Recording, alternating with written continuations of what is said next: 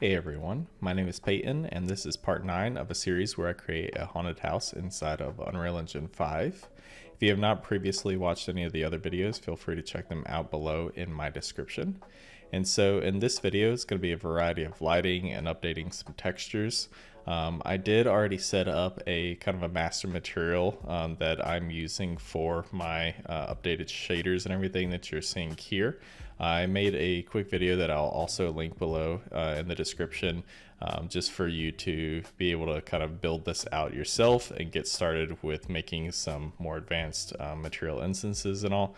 But this is great because I can just, every time I make a new shader or texture, I can just come in, plug and play, and have the maps that I need, but make sure that the ones that I don't need, I don't have to have enabled and everything. So makes it really nice, and also has a couple of controls for like tiling and everything else. So yeah, check that out. But that's what I'm using for the concrete that you can see here, as well as my metal that I'll be applying to my lights. But yeah, as I said, kind of beyond just updating a couple of these smaller things, a lot of what this video is going to be is going over the lighting in the scene and just doing some final tweaks with that, really to just make it pop a little bit more and get some more vibrancy to the scene.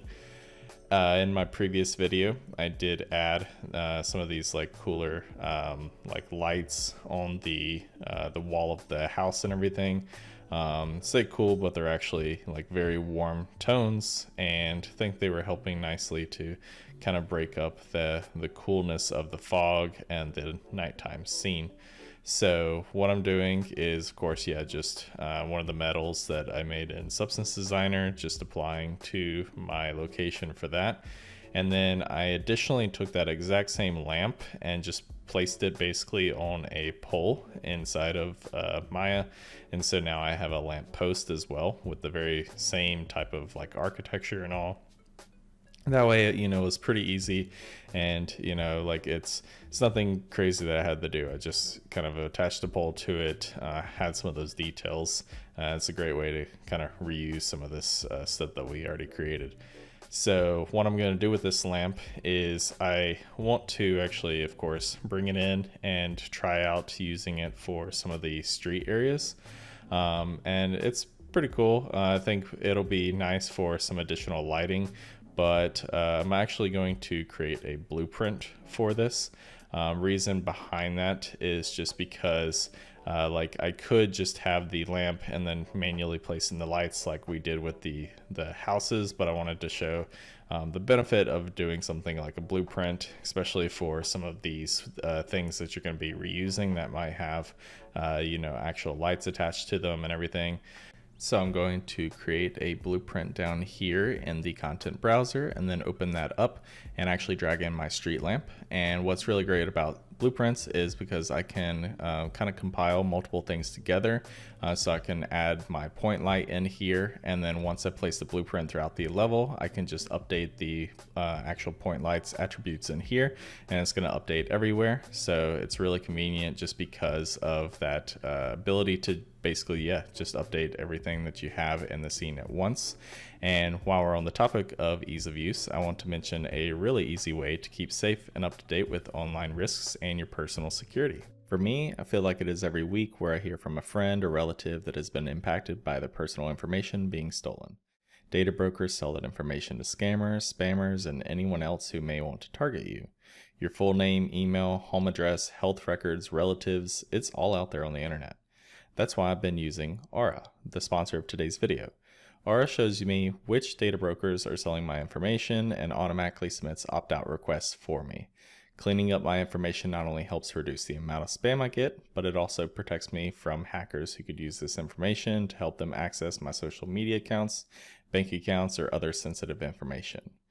I don't know if you saw this, but AT&T revealed that over 73 million customer records, both existing and former customers, were released on the dark web.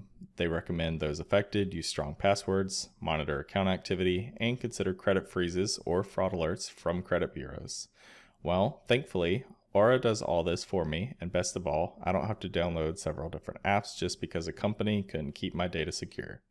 If my info was compromised in the AT&T data breach, I wouldn't worry because Aura is always on, always doing the hard work of keeping me safe. I value my privacy and also value yours. You can go to aura.com/Peyton Varney, which is also linked below in the description, to start your 2-week free trial and see how Aura could start saving you today. Now getting back to our environment, I want to actually bring in that blueprint that we just set up.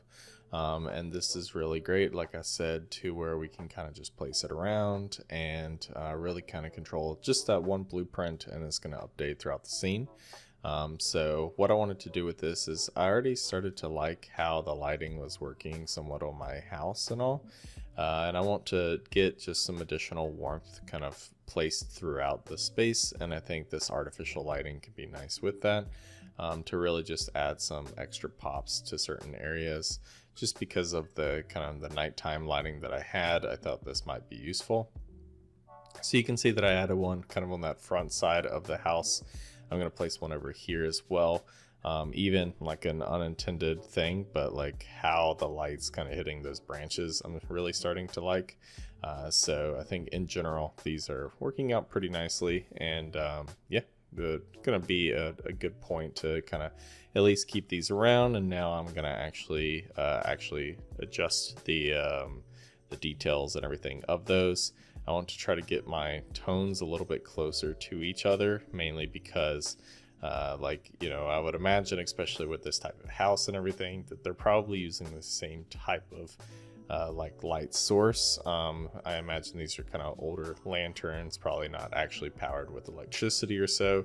And so want to make sure that my temperature is relatively the same, because yeah, the intent is that the source itself is the same between the wall pieces and the street lights. But with that, you know, as I kind of adjust this intensity, I'm getting some nice shadows on the ground that I can play around with and maybe get a little bit of a softer edge to them. That way it doesn't have that super sharp shape, especially with the diffuse that would happen throughout this space overall. And I might also, yeah, play around with the temperature a little bit more, see how to get a slightly warmer tone. But I do really like how they're affecting the fog in the scene, really getting that volumetric effect and making the air feel very thick. I think that's, yeah, it's a really nice touch just to help push that atmosphere a bit more. So definitely like, you know, maybe even the fact that I'm exaggerating the intensity more than I need to. I think it's worth it for kind of the mood that I'm wanting to go for with this. And with these lights, I think the main thing is maybe just adjusting the temperature. I think they're slightly too warm, so I'm going to just drop it a little bit, or bring it up a little bit in the Kelvin units to where it's relatively similar to our actual like street lights. And now that I did that, I'm going to jump over real quick to my skylight that I have, and I think I want to adjust the intensity a little bit. Mainly because I think it was just slightly too bright with how it's kind of filling in some of the space, like with the trees and all. And so doing a you know, 0.5 point drop with the intensity of the skylight, I think is going to give some nicer kind of dark shadows with that. So and this is a pumpkin that I'm bringing in just from a previous project. You might have seen it before. It's free if you want to grab it off of my store on ArtStation. But yeah, it's just a pumpkin I've already had, and I was kind of already planning to use it for this project. So I'll bring it in, set up the shaders and everything for that. But I think it'll be a cool adjustment, you know. Definitely have to adjust the saturation and everything of those, but I think it can, yeah, start to replace some of these you know, temp pieces that we have in here to start finalizing the environment a little bit more. And yeah, just kind of start to get the idea of what else needs to be completed with it. So now we have those in there, and gonna move on to my next piece. So what I want to do now is actually add some curtains inside of the building. And so as you can see here, I have these curtains that I kind of modeled out that I brought in, and I'm just going to set up a texture for them. So I brought in this pattern. It's a decent, nice little pattern that I found. Kind of wanting to use that just as the shape and all. I'm gonna set it up with a base color, and we're gonna change our material over to a masked with subsurface, and then plug this into our opacity. I'm going to do some further adjustments with this, but I think the main thing right now is just getting that initial look in there to see how it starts to look. But I think the main thing is this is going to help break up those windows a decent amount, just because they're very flat. Of course, it's partially like no interiors, but being able to kind of fake an interior and fake some of that space, get some feeling as if something is living in there, then I think that'll be really great. And I think the curtains will be a nice addition to some of that depth. So kind of have a shader set up now, just throwing in a normal map to get a little bit more detail to some of that actual patterning that we have, and got the subsurface going on. So now I can actually apply that to my mesh that we have here, and I just want to see the initial look. It's not doing too bad. We're getting some light coming through it. The subsurface is working nicely.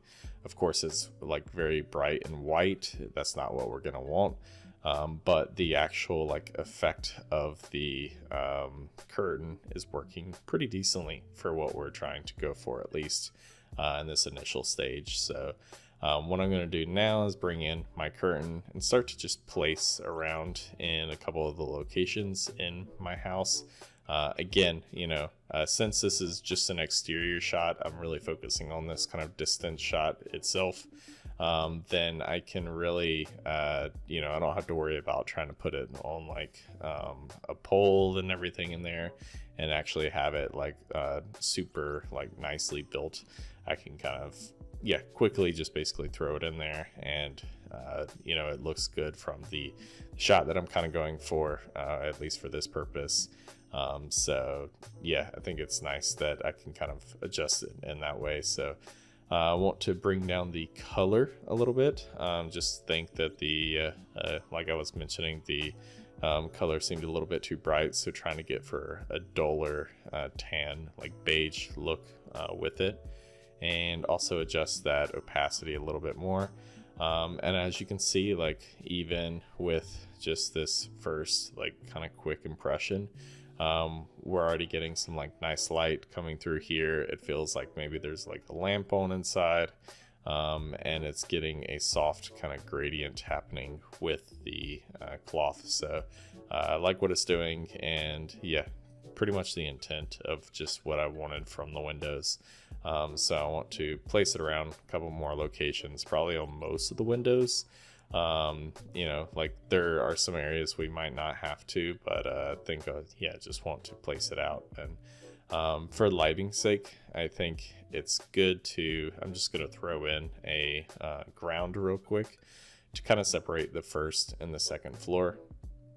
There's, like I said, we're not actually building out an interior for this or anything. It's more so we're kind of like faking the interior, and it'll get the job done for this. But one thing I did want to do is kind of separate the top and bottom floor. That way maybe some of the lighting worked a little bit better in that sense, and respected like its area that it was kind of in a bit more. And so again, just walking through the steps of placing out the curtains, getting an idea. One thing I don't want to do is have it too uniformly placed where it like feels the exact same in every single window. And I can have a lot of variations with this, but if I'm just wanting to use like this one curtain, one great like kind of goal with that is just changing up how many curtains are at each window, kind of offsetting them back and forth and stuff, and also changing the lighting and how the lighting's kind of responding to those curtains as well. So these are coming in, and right now we got a kind of a bright glow at the top, probably going to adjust that to be a bit darker but we're getting them in there. And then same with like if we do any shots from the side of the building here, do want a little bit of the actual like kind of read to come through. And as you can see, like if we did shots inside the building, the curtains, even though they're very simple with how we kind of set them up, I just modeled the curtain itself inside of Maya and brought it in, and you saw how I kind of placed the material out and built that. It's relatively easy, but we're already getting some decent like lighting results from that. And yeah, could work pretty nicely for that type of kind of curtain response that you might imagine with those drapes. So yeah, like I said, maybe playing around a little bit more with some of the lighting, getting some nice like gradients in here with the light working in the windows, trying to make it really feel like there's some nice depth with the windows overall. And I think it's starting to get there with the curtains and what we have basically set up. So now what I want to do is on my wall materials, I've kind of just kept it with that white that I had at the beginning. I'm just going to bring in a slight variant of my darker wood that I made, and this basically just has some more texture to it, so you can see in the base color here, it's just really breaking it up a bit more. And then with my threshold, I'm also got a nice variance to it to where now I'm going to go through and actually do that pass where I kind of paint on all these different pieces. So I'm just going to go ahead and grab them, switch over to my vertex paint, and this is kind of just slightly sped up video of the actual like vertex paint process of just painting it out, trying it out on different parts of the building. And with the reference that I was kind of gathering and looking at for the breakup of the paint overall, it's very messy and just kind of all over the place with the house. And so I don't want to be too structured with it and like procedural. So I'm really just wanting to get that initial push in here where I just paint all over the place, get a decent amount of breakup with the white paint kind of coming off. And starting with that, and you'll see like even with because of how our house is kind of silhouetted and the shape and all is working with the lighting, it's really quickly kind of coming together with these materials and getting those results to where we're starting to get that tattered look with our house overall working. So starting to like this.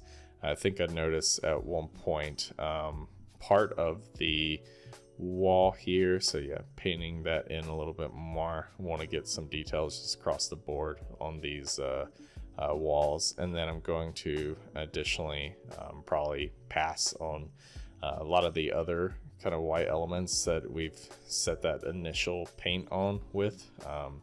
And so again, not really committing to anything crazy here, just wanting to get a pretty solid pass. Like I said, getting those shapes in, getting the forms in, and just trying to break it up to where it doesn't feel as clean and stiff. So it's just a slow process. And like I said, don't necessarily like get stuck with anything specific. And you'll probably come back and paint further and continue to look at reference as you're kind of doing some of that vertex painting. Really understand what can cause some of this weathering, how is it kind of working. Some of your older buildings, of course, it's a little bit random. Sometimes it can be based off of the joists and columns and everything, how some of this might be weathered. I think reference is great to look at as you're kind of going through the vertex painting stage, really understanding, where some of that really is coming from. But, and here, just again, finalizing a little bit, going through some of the posts and columns and everything that make up our scene, getting some of that breakup, variation, larger scale shapes. And here I notice, and I'll have to fix this in Maya, but that was just a simple kind of Z fighting happening. So I'll have to, actually fix that with the model itself. So now that we have the actual kind of some of the vertex painting done, so the windows kind of updated and everything else in here, feeling pretty good about the environment overall. Of course, I can push this one further, but I think for the purpose of the tutorial series and everything like that, this is probably going to wrap up at least these stages of this environment. Kind of running through here, you can see that we've gone through the different stages of creating this environment, from blockout all the way to the final kind of renders and shots inside of Unreal Engine 5. Now, of course, there's things like the Maya, some of the like texturing, the modeling and texturing that I've done outside of that.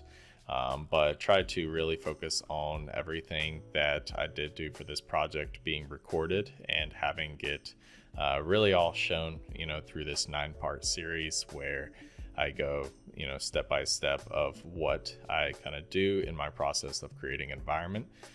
This is a little bit more specific, of course, to doing portfolio work, because of course there is plenty of emptiness out here. It's not necessarily having bounds and all, but for the purposes of portfolio shots, like kind of looking here, setting up cameras like we were doing, where I have a couple of cameras kind of set up here that I've done for thumbnails, screenshots, whatnot. Really thinking about, again, those compositional elements like framing, foreground, middle ground, background. This is a environment at least catered a little bit more to, portfolio. So of course I still did think about, as a player, how you might move through this space, how it would be enjoyable to, walk down a street like this or so, have some lighting, really focused on some of the ground materials as well. And so we did a combination of the both, but I do definitely would say that, a lot of these processes, and change it up a little bit if I was making it for an actual game level, of course, because you definitely have to think about the mechanics of the game, your character, and everything else that goes into that. And luckily, we have the benefit not having to worry about that as much for portfolio. But yeah, kind of with that, that's about it for this series. Like I said, I hope you enjoyed kind of going through this 9-part series where I showed everything that I do inside of Unreal Engine to kind of bring an environment to fruition, and some of the hurdles, some of the road blockers and everything that you might have to come through. I could definitely continue on with this, but just for the sake of trying to keep it short and organized with everything, I think this is about it for now. We might see this project in the future again, but yeah, hope you enjoyed, and I will see you in the next series.